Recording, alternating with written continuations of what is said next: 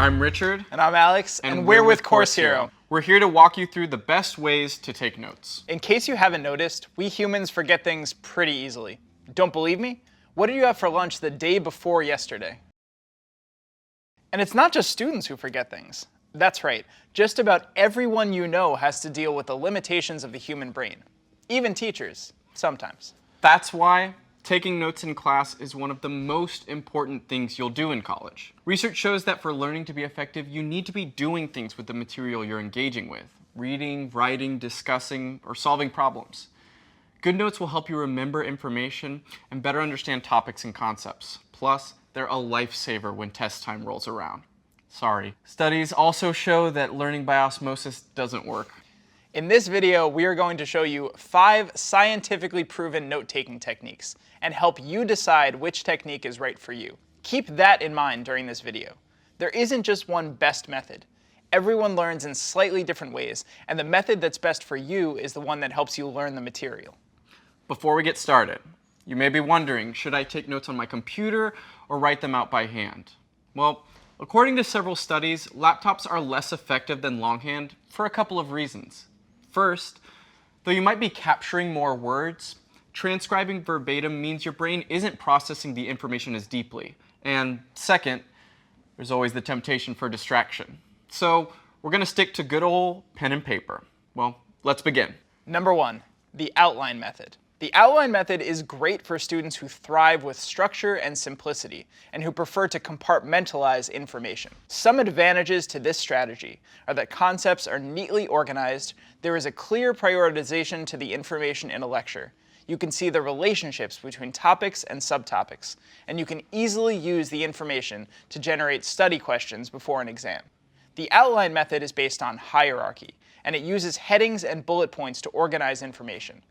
This style of note-taking works well when your lecture has some sort of visual aid, like a PowerPoint, that gives you potential overarching topics you can use as sections in your notes.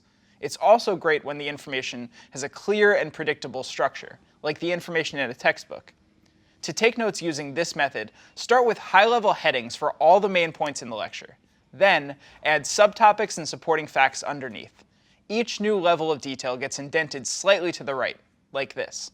When using this method, make sure to leave some extra space under each section heading in case you have to go back and add in more information. One caveat if you're trying out this technique, it can be difficult to create an outline during class because you have to both process and organize the information in real time. So if it's possible, download your professor's presentation or lecture notes beforehand and roughly sketch out your outline before class starts. Alternatively, you can go back and reorganize your notes from class into this format to study before an exam. This can be a great exercise to review and remember concepts. Number 2, the Cornell method. The Cornell method was developed by Professor Walter Palk of Cornell University in the 1950s, and it's backed by real educational theory. It works for most all types of lectures, classes, and even meetings, and requires minimal page preparation. To take notes using this method, start by dividing the page into 3 sections: cues, notes, and summary. All notes from class will go in the main note-taking column. The column on the left is for any words, prompts, comments, questions, or hints that can serve to synthesize the notes into key points or cues. You can write cues either while you're in class or right after. After reviewing your notes, write a brief summary at the bottom of each page to capture the main ideas of your notes. Summarizing information that you learn actually helps you digest and remember it. Number 3, the mind mapping method. If you're a visual learner, and if the thought of taking tons of notes makes your head hurt a little bit, mind mapping might be your best bet. Some advantages to mind mapping are that it helps you identify the relationships and connections between topics, the radial design makes it easier to locate key pieces of information, and at the end of it, you have a set of notes that may be more visually stimulating than the standard lines of information. The theory behind a mind map is that it kind of resembles the way your brain works. In other words, not always linear. Rather than starting at the top of the page, a mind map starts at the center, with a core concept, and the ideas branch out from there. Let's say you're studying note-taking methods.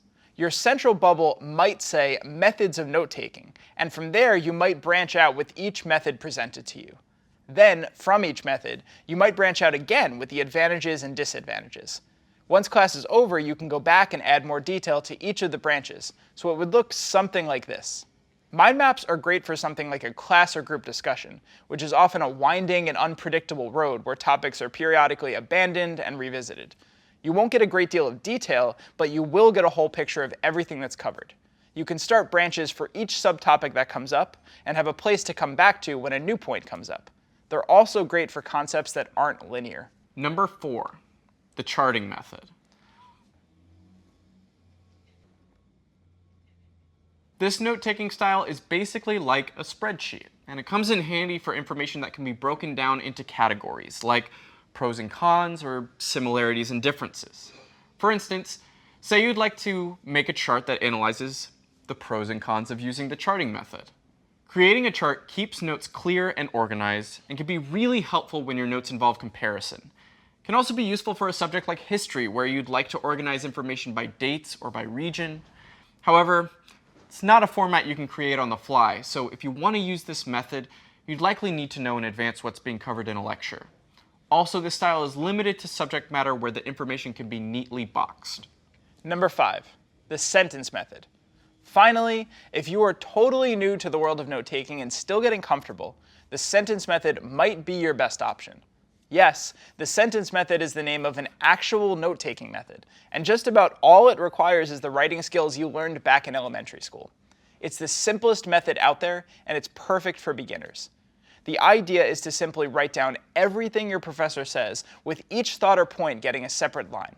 You can use shorthand as long as you're confident you'll remember what you meant by your abbreviations. You can also use bullets or numbers to separate each point, so it would look something like this.